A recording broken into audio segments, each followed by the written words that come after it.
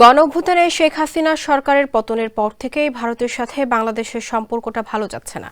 সম্প্রতি দ্বিপাক্ষিক ইস্যুতে নয়াদিল্লির বিরুদ্ধে কয়েকবার প্রতিবাদ লিপি পাঠিয়েছে ঢাকা।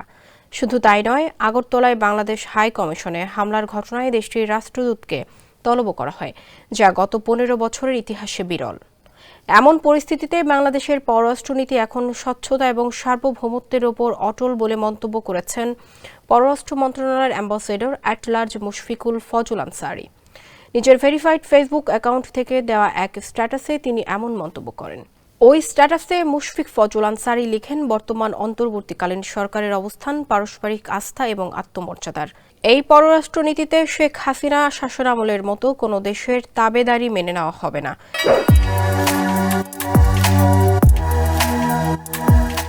তিনি লিখেন, বর্তমান দৃষ্টিভঙ্গি আরও দৃঢ় কূটনৈতিক অবস্থানের দিকে পরিবর্তনের ইঙ্গিত দেয়, যাতে নিশ্চিত করা হয় যে বাংলাদেশের স্বার্থ রক্ষা করা হচ্ছে এবং বিশ্বমঞ্চে এর কণ্ঠস্বর শোনা যাচ্ছে।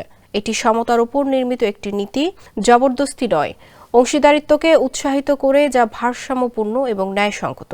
বাংলাদেশ আত্মবিশ্বাস ও স্বাধীনতার সাথে জটিল বৈশ্বিক গতিশীলতার সঙ্গে পথ চলতে প্রস্তুত এবং সক্ষম। প্রতিটি কর্মকাণ্ডে তার মর্যাদা ও নীতি সমুন্নত রাখবে।